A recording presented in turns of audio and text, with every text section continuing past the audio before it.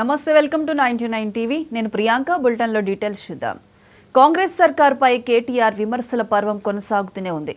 పనిమంతుడు పందిరేస్తే కుక్కతోక తగిలి కూలిపోయిన చందంగా సర్కారు పాలన సాగుతుందని సెటైర్ వేశారు.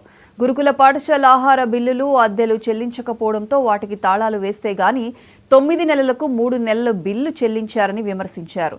వేదికల మీద నాణ్యత లేకుంటే జైలుకే అని కాంట్రాక్టర్లను బెదిరిస్తున్నారని చెప్పారు. 36 మంది విద్యార్థులు వివిధ కారణాలతో చనిపోయారు. వందలాది గురుకుల పాఠశాలలు, వసతి గృహాల విద్యార్థులు రోడ్డుకెక్కుతున్నారని తెలిపారు. హైడ్రా, మూసీ సుందరీకరణ పేరుతో హైదరాబాద్ పేదలకు కంటి మీద కునుకు లేకుండా చేశారని ఆగ్రహం వ్యక్తం చేశారు. ఫార్మాసిటీకి సేకరించిన భూమిని పక్కన పెట్టి ఫార్మా క్లస్టర్ల పేరుతో గిరిజనుల జీవితాల్లో భయాన్ని నింపారని ఆగ్రహం వ్యక్తం చేశారు. భూముల కోసం పోరాటం చేసిన వారిపై అక్రమ కేసులు పెట్టి జైల్లో పెట్టారని ఆవేదన వ్యక్తం చేశారు.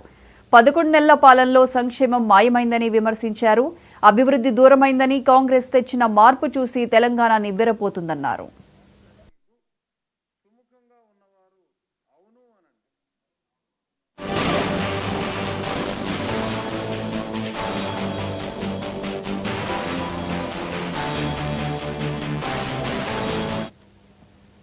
పత్తి, వరి ధాన్యం కొనుగోలు ఆశించిన స్థాయిలో జరగడం లేదన్నారు. ఆందోళన చేసినా ప్రభుత్వంలో చలనం లేకపోవడంతో రైతన్నలు తక్కువ ధరకే ఆరుగాలం కష్టపడి పండించిన పంటను అమ్ముకుంటున్నారన్నారు.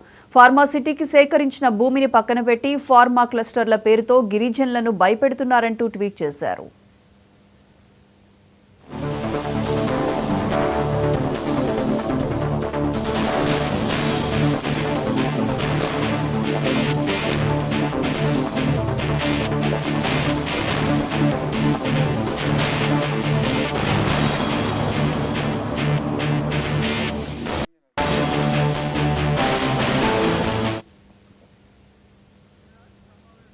వైసీపీ హయాంలో చిన్న పిల్లల చిక్కీల్లోనూ 175 కోట్ల బకాయిలు పెట్టిందన్నారు మంత్రి పయ్యావుల